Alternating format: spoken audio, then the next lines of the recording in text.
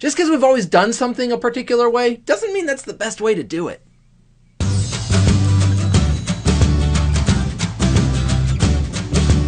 By the end of this session, we will be able to describe the challenges of traditional networks.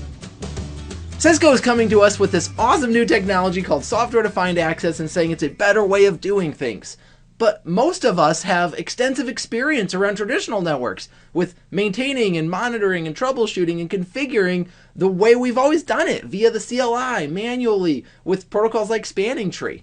So in order for us to see a new technology and want to go towards that, well, we better understand that there are some problems that we just can't solve today the traditional way of doing things. So in this video, we're going to cover all the challenges that we experience with managing these traditional networks. Sometimes we're working so closely with traditional networks that we can't see the forest through the trees. In other words, we can't see the challenges that exist on a day-to-day basis because we largely know how to deal with those challenges. But those problems are preventing us from delivering a fast and agile network to our businesses. For example, let's think about redundancy. Recall at the start of the Encore blueprint when we talked about architecture. We had these distribution blocks going out to different access layer switches. And in a lot of cases, we would have to choose how to connect these access layer switches redundantly within a closet. So for example, we could loop through a bunch of access switches and then bring that back to the distribution switch. In some cases, we'd call that a looped square, but otherwise just a large loop. Or hey, we could connect back into that distribution block, assuming there's two switches in there. And now we've got a little triangle going on here between our two distribution switches and our lead access switch. So that's a looped triangle topology, and that's great other than now if that access layer switch goes down, we lose access to all of those other switches. And even when we do have everything working and redundant, we have to worry about these nasty loops because Ethernet has a big problem. We can't just connect everything to each other natively. We have to have a protocol running called Spanning Tree Protocol. In fact, the industry has done a lot of patchwork around the failings of Ethernet. Spanning Tree Protocol is one of them. And with all of the complexities that come with it, by the way, we have rapid spanning tree, and we have per VLAN spanning tree, or MST, multi-instance spanning tree. And then we have to worry about loop guard and root guard and port fast and all kinds of different configurations in order to properly tune our spanning tree environment. That's very complicated.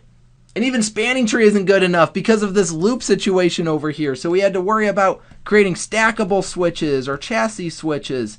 And hey, we've got that other technology we talked about called Virtual Switching System, VSS. So we've got all of these great technologies that are patching the failings of Ethernet.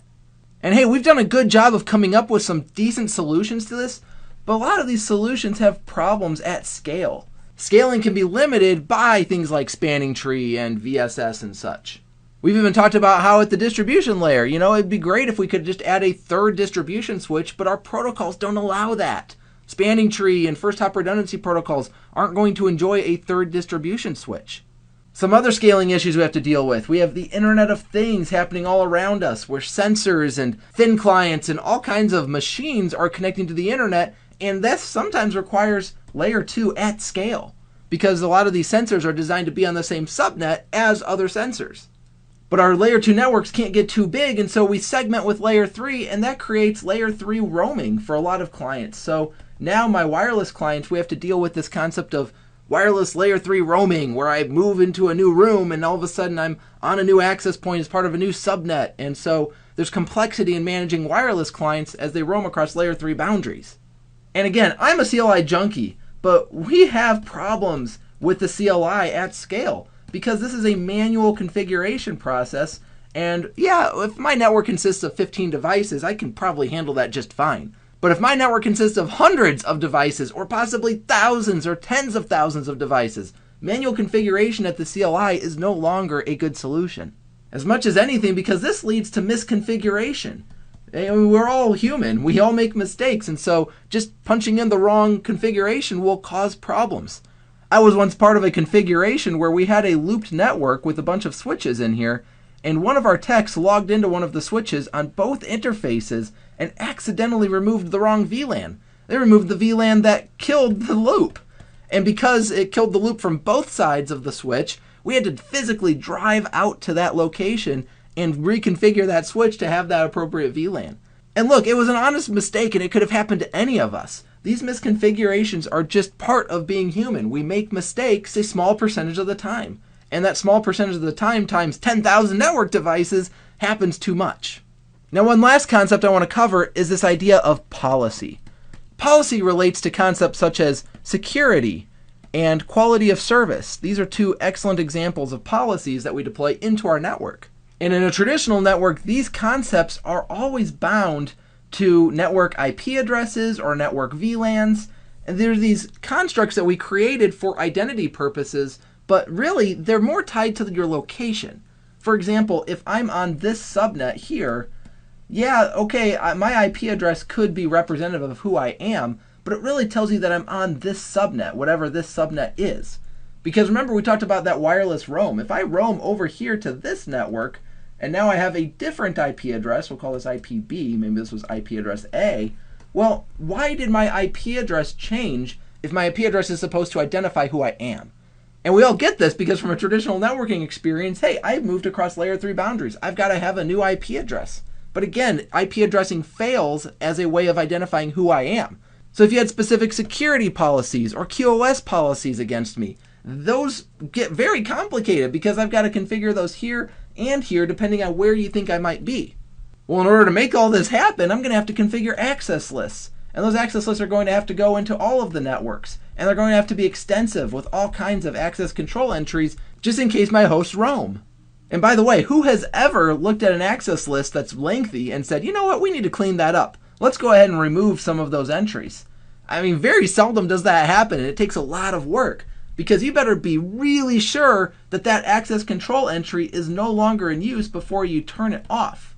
Because if you remove that from the access list and it was actually doing something, you're going to cause network disruption. And so what usually happens is these access lists grow and grow and grow and grow, and we never clean them up. Furthermore, as if this isn't bad enough, quality of service looks different on different platforms.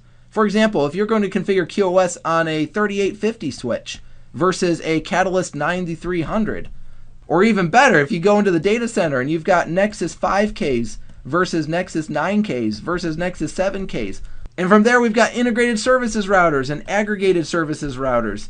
All of these different platforms have different ways of configuring QoS. And so if we want to configure a single policy that stretches out across the entire network, we have to make sure that that policy exists correctly on all of these different platforms, and that can be a real challenge. So whether it's configuring the policies or maintaining the policies, either way, it's very difficult in a traditional network, and even when we can do it, they're typically tied to IP addresses and VLANs. And we'd really rather tie those to the network hosts themselves. So a few questions for us.